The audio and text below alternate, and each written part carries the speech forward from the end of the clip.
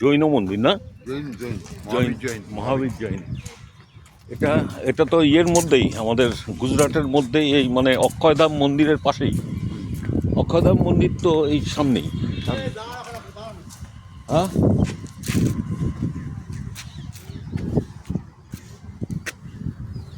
এটা সুন্দর মন্দির, ভালো। ভেতরে তো আর ছবি তুলতে দিল না,